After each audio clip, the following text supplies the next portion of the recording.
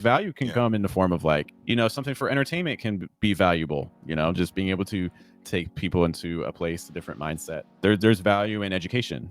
There's value in establishing a connection with other people. It's not just the fact that your poem is the greatest work of art ever. It's the fact that, okay, how you're positioning yourself in order to get the people that are going to find that value in front of your poem.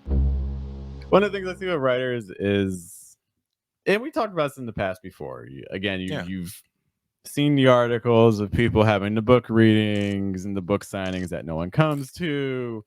This idea that I put my book out into the world and then no one buys it. This idea that my name is not huge in the publishing world, but I want to have a book out. So what do I resort to? I resort to contests, paying, $25 a pop just to try to win. And that's just for soda. Wow. If you're imagine if it was juice. See, I'm East Coast, so I can't do pop. It's the soda thing. Really? I say soda, I don't say pop. I'm a soda person. That doesn't sound definitely right. Soda. Team soda. So, see, it's like some people say soda pop. What is this, like the 20s?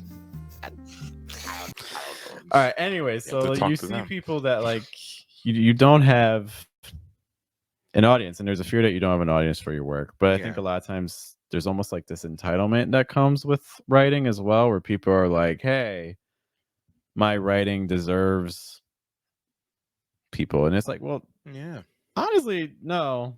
Just because you write it, and I understand, like you put a lot of your time into it, you put a lot of your hard work and effort into it, but that just because you got value from it was a process for you, and it was rewarding, hopefully for you, not too crippling or debilitating.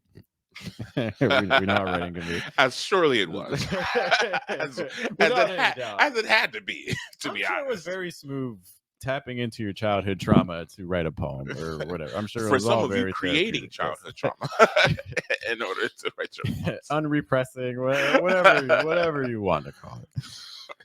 And so you're doing all this work, but just because you're doing a lot of work doesn't mean that the work that you're creating is also bringing value to others.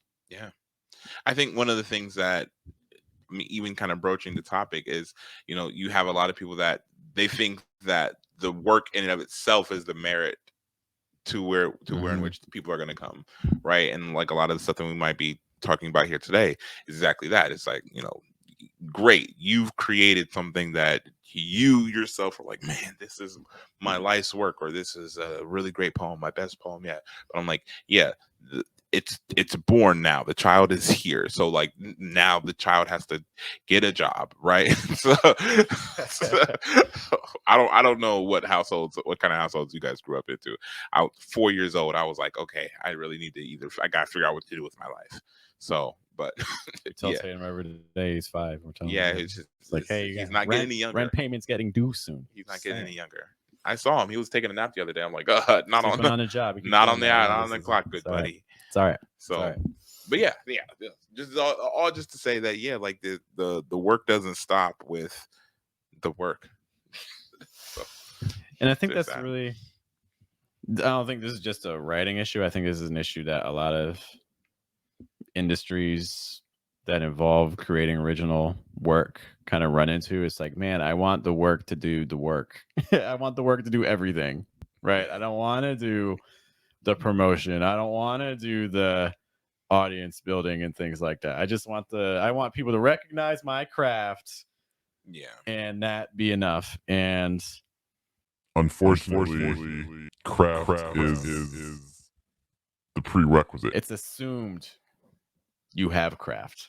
So then the question becomes, how do we, so if what we create by itself doesn't necessarily deserve an audience, then how do we even build an audience? And again, it comes to making sure that our work is presenting something of value to our reader. And the value comes in many different forms, right? I think sometimes when we think of value, it can feel like this super high achieving thing, but value can come in the form of like, something for entertainment can be valuable for people because there's value in entertainment. Just being able to take people into a place, a different mindset that they enjoy. That's important for people. There's value in education. There's value in establishing a connection with other people. Even when you're talking about that, I think when we're talking the product not being the implicit adding of value to somebody's life, if you were like, this is like an analogy, and maybe I think I'm gonna hit the mark with this analogy. I'm pretty like solid my analogy percentages. Maybe I'm not. But so like if you were to build like a lemonade stand and you were to ask yourself, okay, like when is like the best time for me to get my lemonade out there on the market? Like the best time for you to put your lemonade stand out there on the side of the road wouldn't be in the middle of, December and it's 3 inches of snow on the ground and like barely people are like walking on the road. Because even if they see your lemonade and you're thinking, my lemonade is like the best tasting lemonade that there's ever been. And as a matter of fact, my lemonade is better than the lemonade that you're going to get at the store, that you're going to get over there at your friend's house, that you can even make at your house. Like, I have the best lemonade. Well, because of the fact that you're not presenting it at a time that's incredibly advantageous for the market, or you're not showing a very clear addition to this person's life, and maybe it's subtracting it because I'm like, why would I want cold lemonade and it's cold outside? I'm just going to be even more cold.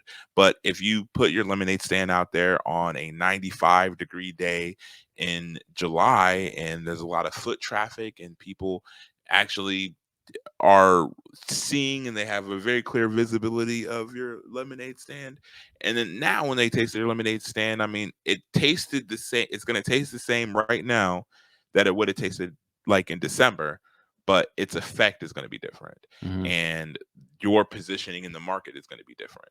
And so it's kind of transitioning that to your work, and it's not even necessarily directly transitional because it's also a lot. I think poetry is a lot more, and this is maybe just writing in general, is a lot more subjective than I would probably say a refreshing glass of lemonade is going to be. Oh, big claims. You think so?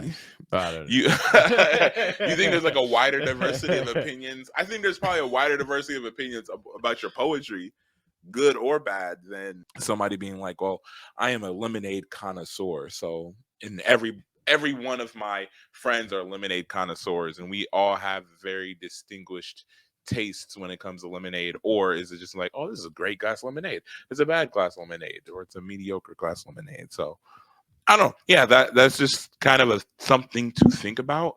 It's just that when it comes to the value that you're adding, that kind of consider the contours of that value. It's not just the fact that your poem is the greatest work of art ever. It's the fact that, okay, how you're positioning yourself in order to get the people that are going to find that value in front of your poem. Positioning is a great first step. We've talked about this before. This is super important. For instance, is self-publishing. We have a talk, for instance, on the channel from Dante, where Dante Woods, right? Yes, who self-published a book that's doing pretty well in the self-publishing world. And one of the things that he's doing is, here's a book talking about was like kind of kids' lives during the pandemic, and things like that. So what he's reaching out to things like schools, different organizations related to kids. So it's like, that's his positioning. He has a book of stories about that, and he's reaching out to those groups to start those connections. So like, again, this is where it's important, where if you have work that's falling into a certain theme, how do you find people that are also connected to that same theme? So then you can start to establish relationships. And that's kind of the second thing I just want to get into, is that it's important now to start doing the work of relationship building.